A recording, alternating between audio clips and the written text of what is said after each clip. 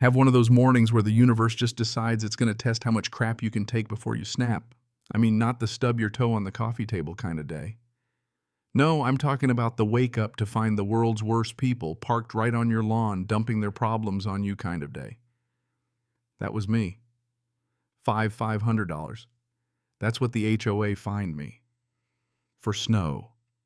Not for failing to shovel it, oh no, for the mountain of dirty snow they dumped on my property 3 weeks straight like it was the world's saddest Christmas present. Picture this. 6:47 a.m., the sound of plow blades scraping asphalt hits my brain like a slap. Diesel engines grumbling outside louder than any alarm clock. I peek through the curtains expecting the usual snowplow routine.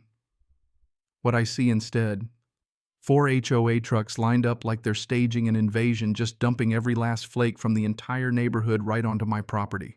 A mountain of gray, salted, oily snow ice, chunks the size of bowling balls, completely blocking my driveway. And standing there, arms crossed, lead driver looking up at me and just shrugs like he's doing me a favor. Where else we supposed to put it, he mouths as if that's some kind of answer. My hands, not shaking from cold but from rage. Sarah, my wife, she's just out of chemo, she's still so weak, you know. And our twins, Emma and Grace, just 16, trying to hold it together, counting on this house being our fresh start. And now these people, these entitled, buttoned up, we own the neighborhood types think they can walk all over us. That's when Cordelia Ashford, Queen Bee of Stonefield Manor, made her first real mistake. See, they thought I was Uncle Pete, quiet, easygoing. They had no idea. But hang on, let me rewind, because the only way this story makes sense is if you know how deep the roots go. December 2023, Stonefield Manor, Colorado. You know the type of place, all the houses lined up in a row, matching mailboxes, HOA, acting like they're the United Nations. I'd just inherited Uncle Pete's corner lot. After medical bills nearly wiped us out, this place was salvation. Yeah, it was smaller than our old place, but it was ours, and the girls needed somewhere safe while Sarah got through her treatments. Now, I'm not some rookie. I've spent 25 years running heavy equipment. Bulldozers, backhoes, you name it. My main dozer's called General Patton, and believe me, Patton has moved more earth than half the U.S. Army. And as fate would have it, Uncle Pete's property sits right where the main road meets the neighborhood's private street. And here's the kicker, that street, the only way in or out for the whole HOA, runs 42 feet across my land to connect to the public road. No legal easement, just a handshake deal since 1987. Pete was generous, always let them use it. Me, I'm generous, but I'm not a doormat. Every morning, 6 a.m. sharp, those diesel engines fired up plows, scraping salt in the air so thick you could taste it. And who's always out front pretending like she owns the whole subdivision? Cordelia Ashford. 62 old money, driving a white Mercedes with the license plate Queen Bee. Wears pearls to take out the garbage, if you can believe it. So mid-December, it snows 6 inches overnight. I'm sipping coffee, watching snowfall, thinking maybe, just maybe, today will be normal. Nope. 4 HOA trucks roll up and dump a mountain of snow, road salt, sand, whatever else they scrape up, right at the property line, blocking my driveway, killing what's left of my lawn. This wasn't a mistake. This was policy. Dumping their problem on the new guy's land because, well, Pete never complained, so why would I? Here's what they didn't count on. Uncle Pete didn't have a wife fighting cancer or kids trying to make sense of the world. And he sure as hell wasn't a combat engineer who'd spent 3 tours watching people with power screw over the little guy.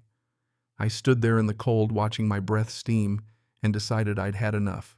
3 days later, I find a notice under my windshield, $500 fine for improper snow management, blocking access, creating hazards. They literally fined me for the snow they dumped. Sarah's still fragile, trying to be strong. What's wrong, she asks, and I just hand her the notice. They fined us for their snow. The audacity.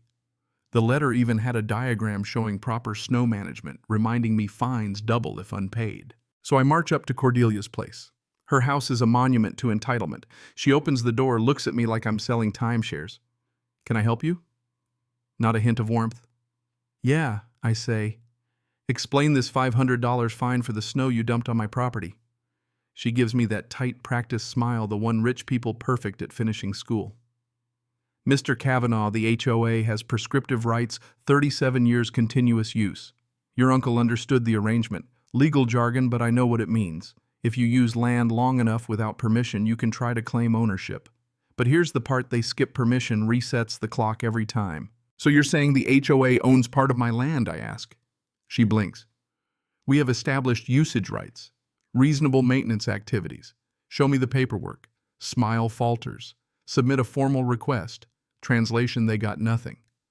My military brain starts ticking every base I've ever worked on, every legal agreement for land or waste disposal. If you're moving equipment on someone else's land, you need ironclad paperwork. Because when things go sideways, lawyers swarm like flies. Formally requesting all documentation, I say, "You've got 10 days, same as this bogus fine." Her lips get thin. "I don't appreciate your tone. This neighborhood has standards. My uncle's dead. I'm not my uncle. If you can't show me paperwork every time your plows cross my land, you're trespassing." She storms inside. Next morning, my phone blows up. Cordelia's blasted out an email to every homeowner about the uncooperative new guy threatening neighborhood safety. Emergency access, she calls it. Right. Emergency budget meeting, more like it. But then 3 neighbors come knocking, not to complain, but to ask questions. "Is it true the HOA doesn't have legal rights to your land?" asks Jim from 2 doors down. "That's what I'm trying to find out," I say. "Because they've been charging us $200 a year for road maintenance on a street that might not even belong to them." Now, I'm not just angry, I'm seeing opportunity. Cordelia's been collecting money for work on property she doesn't control. I spend the weekend shoveling their snow every bit right back onto the HOA street.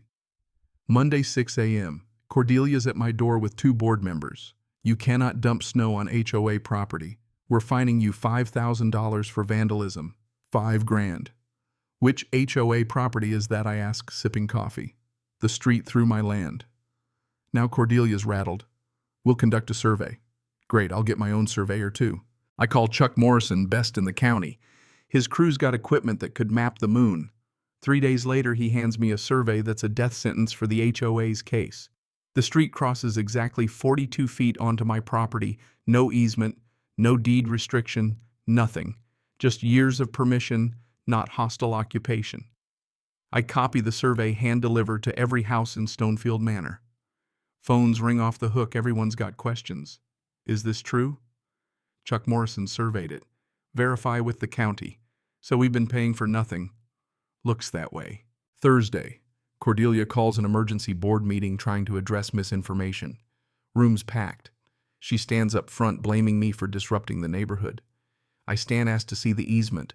She says it's proprietary. County records are public. Cordelia. No answer. People start whispering and you can feel the ground shifting. She doubles down, says the HOA doesn't need to justify its rights. There it is. No documentation, no easement, no rights. The meeting erupts, people shouting, demanding answers. I walk out grinning. But I'm not done. Cordelia sends a letter, cease and desist, legal intimidation, big name law firm. But in the fine print. While formal documentation may not have been recorded. That's lawyer speak, for we got nothing. I call Tony, my uncle's old estate lawyer. "They're bluffing," he says. "If you can prove your uncle gave permission, they have no case." So I go digging at the county recorder's office. Maria, the deputy recorder, helps me pull boxes from 1987 buried in there, a handwritten letter from Uncle Pete to the HOA. "You have my permission to use the land for now. Expect this to be temporary." Gold. Permission means no adverse possession. And every year after Uncle Pete documents with the county that access is granted at owner's discretion. But here's the kicker. Maria finds the HOA has been writing off $47,000 in maintenance expenses on their taxes for property they don't even own. Tax fraud. Now the county's involved and Cordelia doesn't know she's about to step into a bear trap. I lay out all the documents, call a union buddy, Danny, who brings in a crew. We get compactors, rebar the works. Plan, build a 12-foot wall of compacted snow right on my property line, reinforced with steel, making sure it blocks nothing but their illegal access. By New Year's Day, everything's ready. Survey markers, equipment, stage, cameras set up, because I know Cordelia's the type to try something stupid. And she does late-night sabotage attempt caught on my security cameras. Next morning, media arrives, construction starts. Neighbors gather, news crew films, and Cordelia finally shows up shrieking, "You can't block access." I hand her a copy of the survey. "Show me the paperwork." She loses it, starts pulling up stakes right as Deputy Williams arrives. "Ma'am, You're under arrest for trespassing and destruction of private property. Caught on video. Priceless. The wall stands tall, 12 feet of frozen justice. By afternoon, the HOA folds. Emergency meeting in my living room, no less. They agree. $35,000 in back payments, $2,000 a month for official easement. All snow removal at their expense. Cordelia gone management contract terminated, full refunds for legal fee assessments, and best part back payment goes to County Veteran Services. Not to me. 6 months later, Sarah and I set up a fund to help other families fight HOA abuse. The wall melts in April, perfect grass underneath. Cordelia moved to Florida. Vincent Morrison now represents homeowners against HOAs. The new board runs things with honesty and transparency. And my girls, they learned you don't let bullies win, you stand up, you document, you make their schemes visible. But here's the thing, I keep thinking, what's the real lesson? It's not about walls or snow or even money. It's about not letting people with power steamroll the rest of us just because they think they can. It's about showing your kids that sometimes you've got to fight smart, not angry, and that justice, when it finally comes, is worth every sleepless night. So let me ask you, where's the line? When does standing up for yourself become the start of real change? Not just for you, but for everyone who's watching. Drop your own HOA nightmare in the comments. And if you learned something about property rights today, hit that subscribe next week. Wait till you hear how my neighbor's fence turned a pool party into a crime scene. Trust me, you'll want to see this one.